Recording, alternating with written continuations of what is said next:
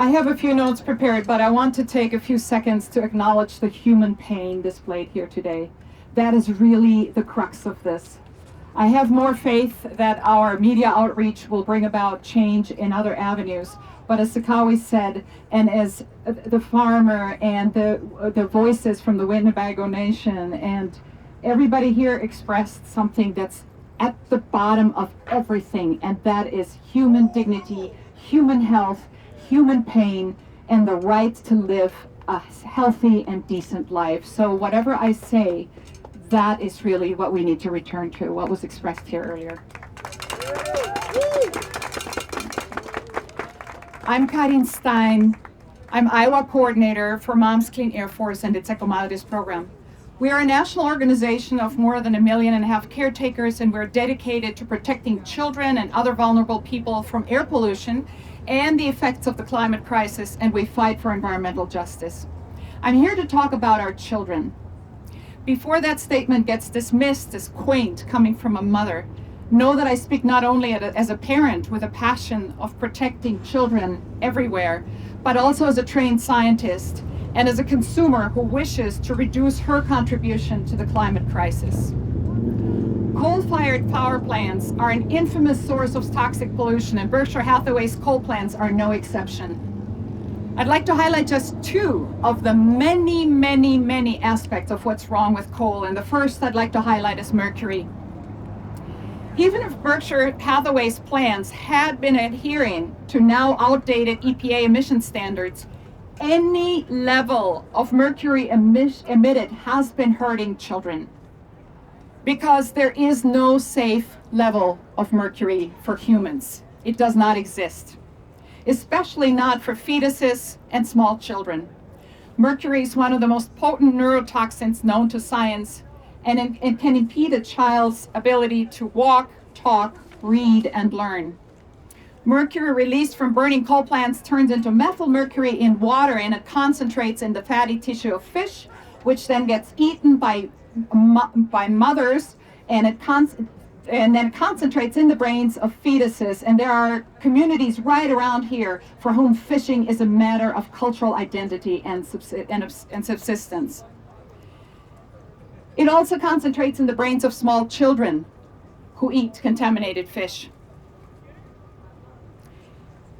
Children, where I represent Iowa, and so the children near Iowa coal plants are living, playing, going to school very close to coal plants, because those are mixed industrial and residential areas, and oftentimes those residencies are lower in price, so it attracts families who can the least bit afford to add health issues to their already overburdened existence. And the majority of these people are people of color. They're Latinos, they're indigenous, they're African American, and many people who have the least strong voice in our society. We need all of our children, regardless of where they are and where they grow up on this planet. We need them to grow up healthy. As a parent, I call on Berkshire Hathaway to generate income for its shareholders in ways that do not hurt our children any longer.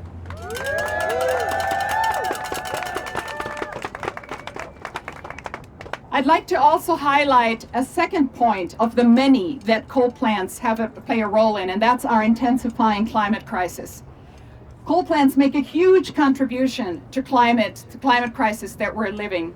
The climate crisis spawns increasingly frequent and violent weather events such as tornadoes, derechos, floods, heat waves, hailstorms, and droughts. And our region has been hard hit by all of these. Here's a current statement from the National Weather Service from just a week ago. Just last week, several long-track tornadoes damaged and destroyed hundreds, if not thousands, of homes and businesses across this very region. People across the region were deeply impacted, several were injured, and there was one fatality. These types of events continue to increase in frequency and intensity, and it is a well-established fact that human-generated fossil fuel emissions are what's behind this unnatural amplification and the increase in the worsening and frequency of natural climate phenomena. There are people out there who say, oh, this has always happened. Yes, it's part of Earth, but not with this frequency and not with this intensity, and that is directly related to the human greed of using fossil fuels, because nowadays we have better technologies available. We don't need fossil fuels anymore for energy generation. Extreme weather has effects on human health in a variety of ways. Psychological trauma from injuries, from losing what was built over a lifetime, from being forced to evacuate, and from witnessing frightening events in communities. Heat waves, air pollution, and food insecurity due to climate disasters have all been associated with higher depression rates, with higher suicide rates, and with increased aggression and interpersonal violence. There are health effects that are indirect and very, very serious, and they're weakening our society. Heat waves hurt the development of fetuses in a mother's body. When the mother cannot afford air conditioning, the extreme heat can lead to preterm birth and low birth weight, and pregnancy loss, and heat-related stress in newborns. And what about those who need to work outside? Physiologically, from a biological standpoint, we humans are not adapted to deal with heat extremes. Our inner organs collapse, and we can die very, very quickly in extreme heat.